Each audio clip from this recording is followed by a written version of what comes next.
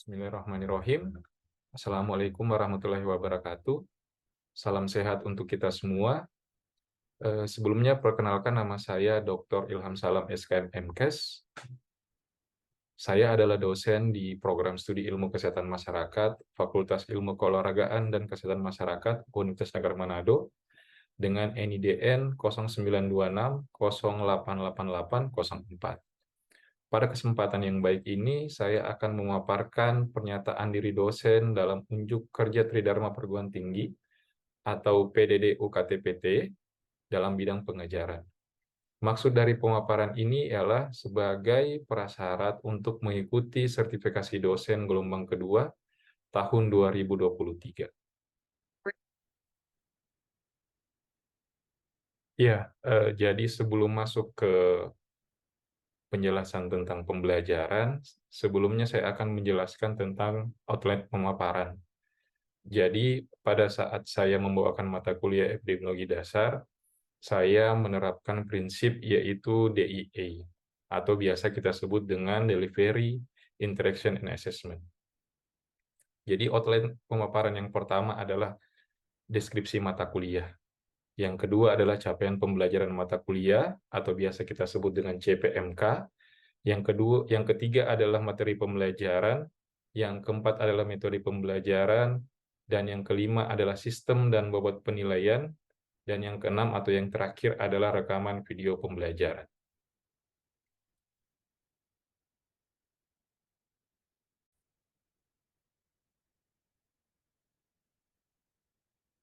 Di bagian pertama bidang pengajaran, yaitu adalah deskripsi mata kuliah. Jadi saya akan menjelaskan tentang deskripsi mata kuliah, khususnya epidemiologi dasar. Jadi yaitu adalah identitas mata kuliah. Jadi identitas mata kuliah epidemiologi dasar ini, mata kuliah ini berada pada semester genap tahun 2022 atau 2023 dengan kode mata kuliah 6432874. Dengan bobot SKS itu ada 2. Mata kuliah prasyarat, jadi mata kuliah ini tidak memiliki mata kuliah prasyarat. Dengan dosen pengampu saya sendiri, yaitu Dr. Ilham Salam, SKM MKes. Selanjutnya, deskripsi mata kuliah. Jadi deskripsi mata kuliah epidemiologi dasar ini, harapan kita setelah merancang mata kuliah ini, mahasiswa dapat mengenal tentang keilmuan epidemiologi, ruang lingkup keilmuan epidemiologi, konsep kejadian penyakit, riwayat alamiah penyakit, dan yang paling penting adalah pencegahan penyakit itu sendiri. Nah, selain itu, harapan kami adalah mahasiswa dapat mengetahui variabel dalam epidemiologi, penggunaan strategi epidemiologi dalam penyelesaian masalah kesehatan, dan desain studi epidemiologi dalam penelitian. Sehingga mahasiswa itu dapat mengkaji, menganalisis situasi, dan mengetahui dasar ilmu kesehatan masyarakat.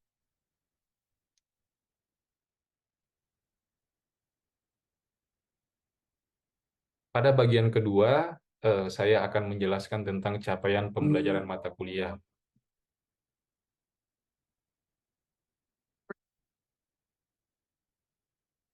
Capaian pembelajaran mata kuliah epidemiologi dasar itu ada 12. Yang pertama adalah CPMK yang pertama, mahasiswa mampu memahami dan menjelaskan perkembangan dan penerapan epidemiologi. CPMK yang kedua, mahasiswa mampu memahami dan menjelaskan tentang variabel epidemiologi. Pada CPMK yang ketiga, mahasiswa mampu memahami dan menjelaskan tentang studi riwayat alamiah penyakit. CPMK yang keempat, mahasiswa mampu memahami dan menjelaskan tentang konsep penularan penyakit. Pada CPMK yang kelima, mahasiswa mampu memahami dan menjelaskan konsep kausalitas atau teori sebab akibat. CPMK yang keenam, mahasiswa mampu memahami dan menjelaskan mengenai epidemiologi deskriptif di bagian penelitian. Dan di bagian penelitian selanjutnya, CPMK yang ketujuh, mahasiswa mampu memahami dan menjelaskan komponen epidemiologi analitik. Dan CPMK yang kedelapan, mahasiswa mampu memahami dan menjelaskan konsep cross-sectional dan case control. Dan CPMK yang ke-9, mahasiswa mampu memahami dan menjelaskan konsep kohor dan RCT. CPMK yang ke-10, mahasiswa mampu memahami dan menjelaskan konsep epidemiologi penyakit menular dan tidak menular. Dan di CPMK yang ke-11, mahasiswa mampu memahami dan menjelaskan yang dimaksud dengan epidemiologi klinik. Dan yang terakhir adalah mahasiswa mampu memahami dan menjelaskan yang dimaksud dengan epidemiologi terapan.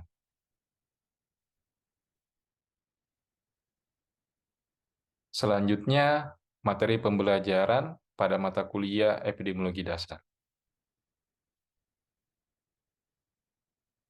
Materi pembelajaran pada epidemiologi dasar itu terbagi menjadi 12 materi pembelajaran. Yang pertama adalah perkembangan dan penerapan epidemiologi. Yang kedua adalah variabel epidemiologi. Yang ketiga, studi riwayat alamiah penyakit. Yang keempat, konsep penularan penyakit. Dan di materi pembelajaran yang kelima, ada kausalitas. Dan di bagian penelitian, materi pembelajaran di bagian penelitian epidemiologi dasar itu, yang pertama adalah epidemiologi deskriptif. Yang ketujuh adalah epidemiologi analitik. Yang kedelapan adalah cross-sectional dan case control. Yang kesembilan ada kohor dan RCT. Dan yang ke-10 adalah epidemiologi penyakit menular dan epidemiologi tidak menular. Dan yang ke-11 adalah epidemiologi klinik. Dan yang terakhir di mata pembelajaran epidemiologi dasar adalah epidemiologi terapan.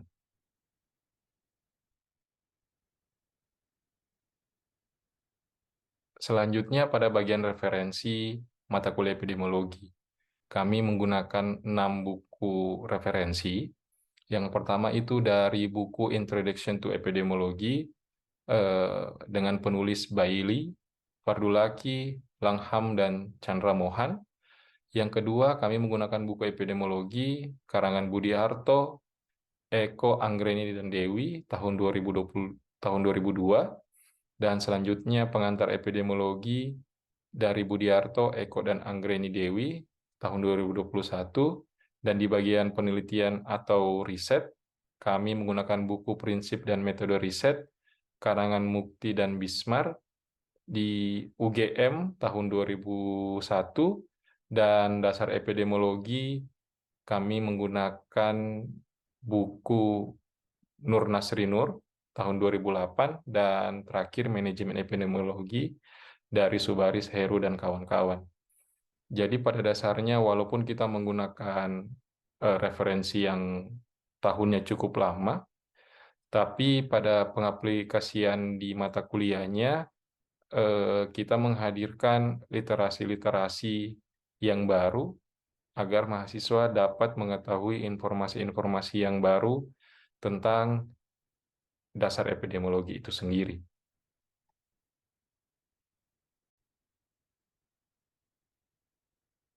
Selanjutnya di bagian metode pembelajaran mata kuliah epidemiologi dasar.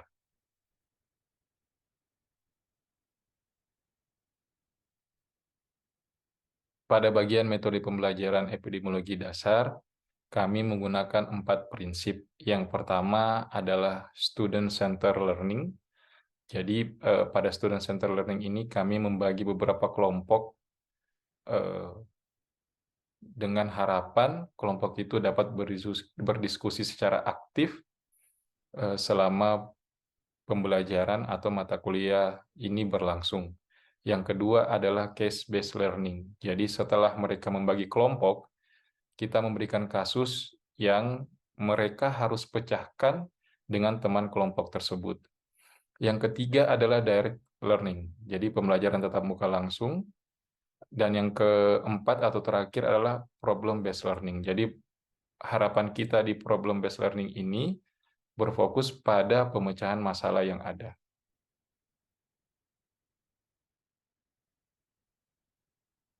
Selanjutnya di bagian sistem dan bobot penilaian pada mata kuliah epidemiologi dasar. Jadi sistem dan pembobotan penilaian pada mata kuliah ini atau mata kuliah epidemiologi dasar, kita menerapkan pembagian yang pertama, kehadiran itu dengan bobot 5%.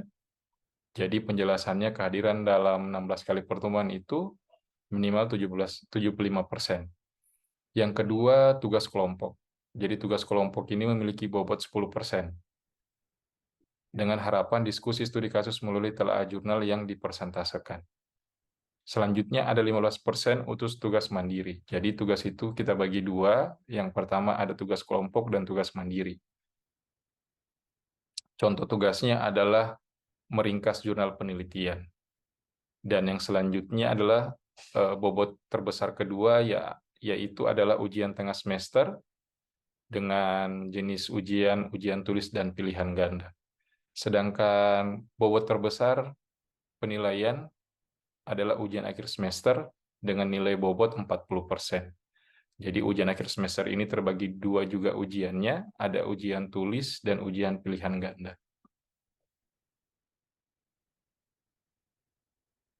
Selanjutnya, cuplikan video pembelajaran epidemiologi dasar.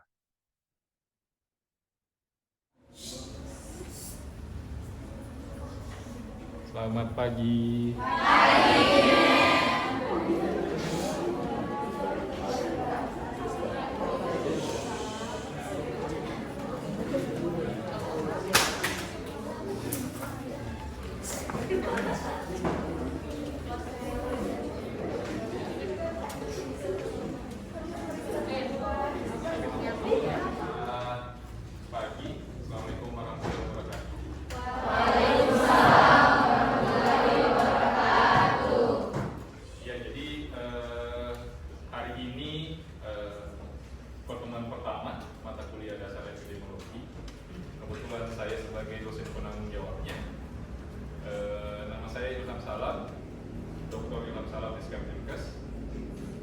Hari ini kita akan memulai pertemuan pertama dasar epidemiologi. Kita akan menjelaskan dengan tujuan perkuliahannya, materi-materi yang akan dibawakan untuk beberapa minggu ke depan. Jadi saya akan menjelaskan tentang tujuan pembelajaran kita hari ini. Tujuannya itu adalah menjelaskan tentang epidemiologi itu adalah suatu bidang ilmuwan apa. Anda bisa menjelaskan bidang epidemiologi itu digunakan dalam ilmu kesehatan gunanya apa. Terus capaiannya kita nanti, Anda bisa menjelaskan secara utuh dan mengaplikasikan keilmuan epidemiologi pada saat Anda nanti lulus sarjana ataupun bekerja di tempat-tempat atau tempat pelayanan kesehatan yang ada di daerah. Kita masuk ke materi pertama, yaitu tentang teori sakit sehat atau sehat sakit. Jadi kan Anda mengenal dalam keadaan Anda, tubuh Anda itu ada sehat dan sakit. Nah, di sini saya akan menjelaskan tentang konsep proses sehat dan sakit. Jadi ada beberapa periode yang mengartikan tentang sehat itu apa dan sakit itu apa. Di sini kita mengambil zaman kuno, zaman Pasteur dan zaman modern. Nah, di zaman kuno ini dia beranggapan bahwa sakit itu akibat dari cuaca buruk. Sedangkan di Pasteur ini penyebab orang sakit adalah mikrobiologi. Jadi ada perbedaan antara teori yang dia pahami. Nah, di zaman modern sakit itu adalah bentuk dari interaksi antara Anda dengan lingkungan.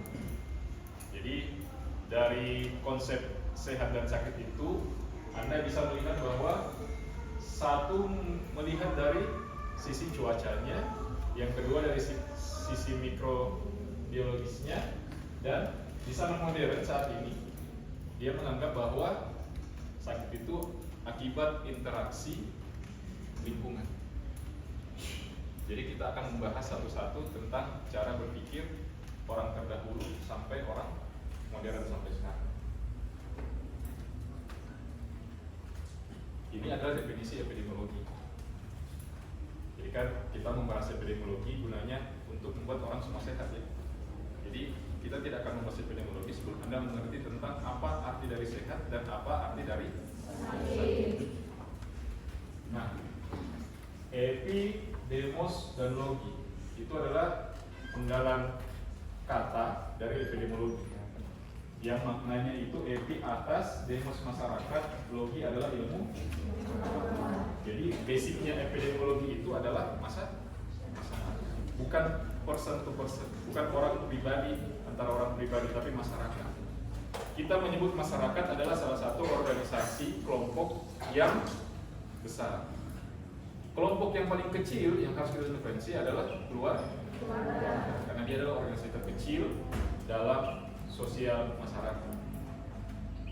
Nah, kita akan membahas di epidemiologi tentang distribusi. Distribusi itu apa?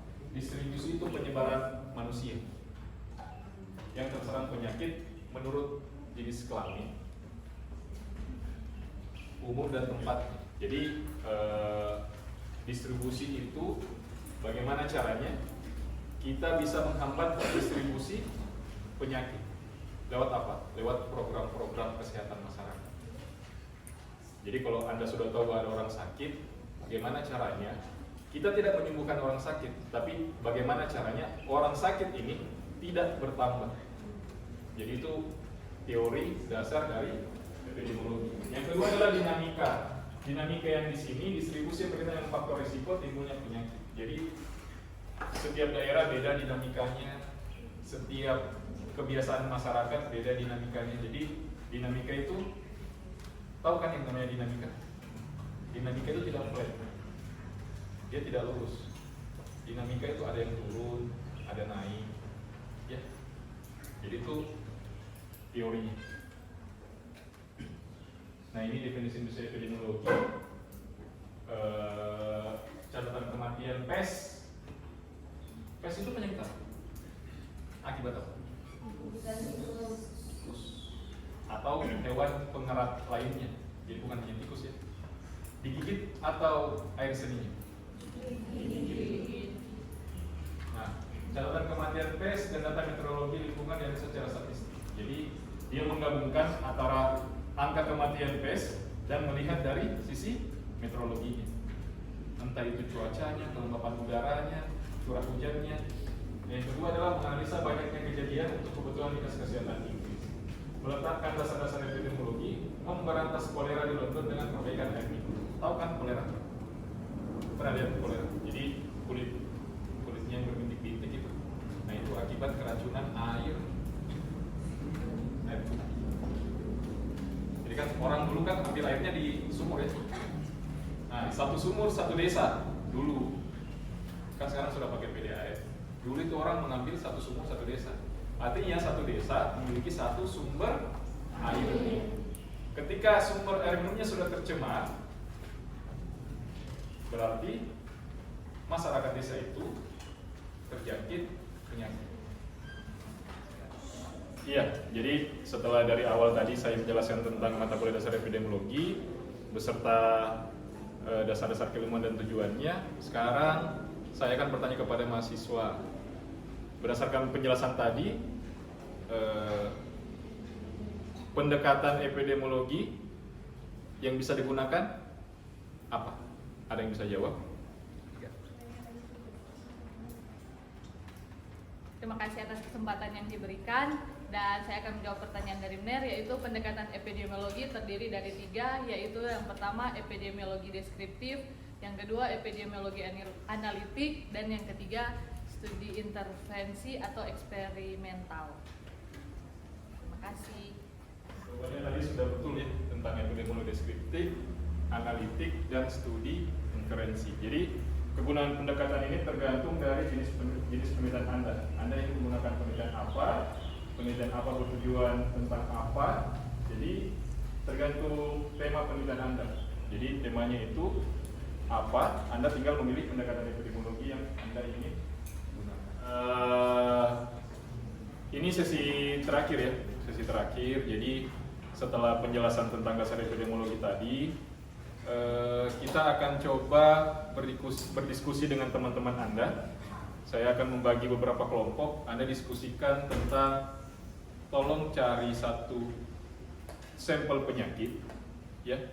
Anda coba menjelaskan tentang proses penularannya seperti apa, dia menyerang orang yang seperti apa, terus pendekatan penanganannya seperti apa. Jadi nanti Anda bahas dengan teman-teman kelompoknya ya. Mungkin satu kelompok bisa 5 orang atau mungkin 6 orang, nanti berdiskusi. Setelah berdiskusi, nanti saya minta waktunya untuk memberikan pemaparan tentang hasil diskusi. Oke?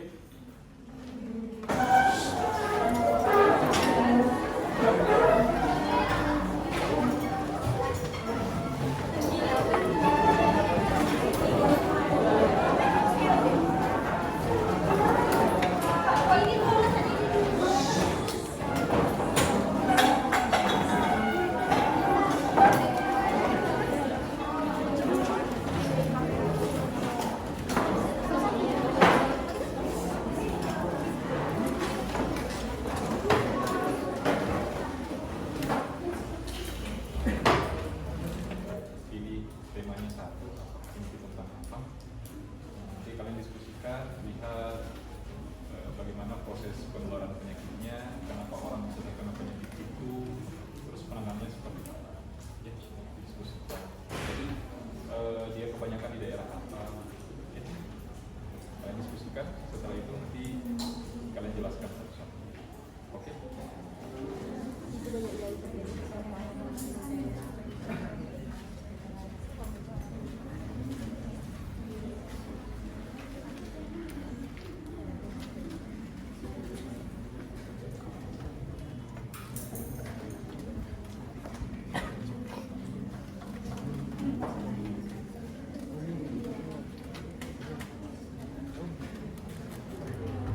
Ada yang mau jawab?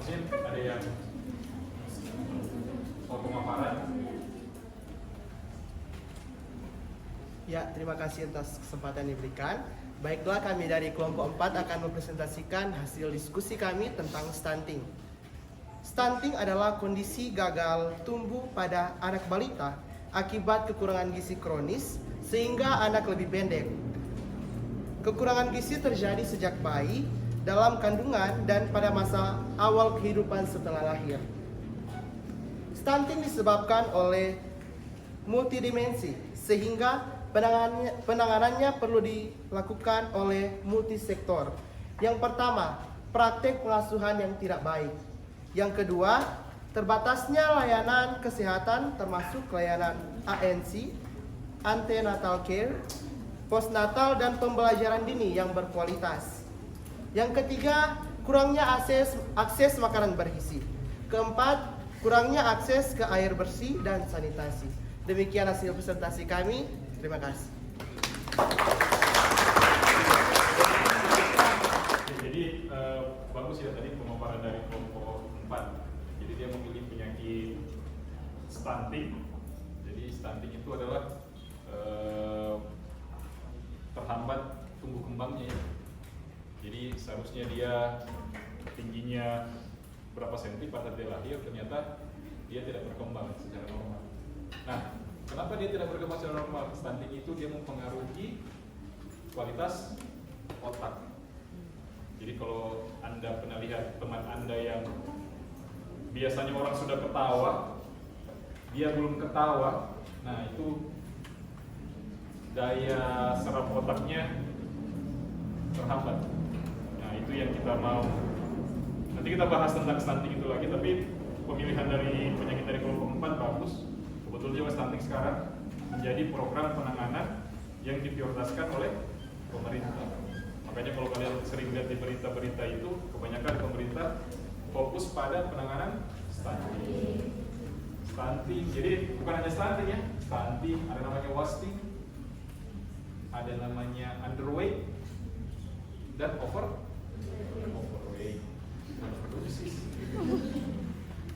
Overweight itu kelebihan berat badan. Underweight itu berat badannya seharusnya di umur segini, ternyata dia tidak mencapai itu. Kalau wasting apa? Wasting itu dia tingginya sama, normal dengan anak pada umumnya, tapi dia kurus. Jadi kalau kalian lihat anak kecil yang kebetulan tidak pakai baju, pernah lihat tulang rusuknya kelihatan di sini? Itu namanya wasting. Kan stunting pendek. Wasting itu dia normal tingginya, tapi bentuk badannya itu dia seperti kekurangan gizi. Oke, jadi terima kasih buat kelompok 4. Ya, jadi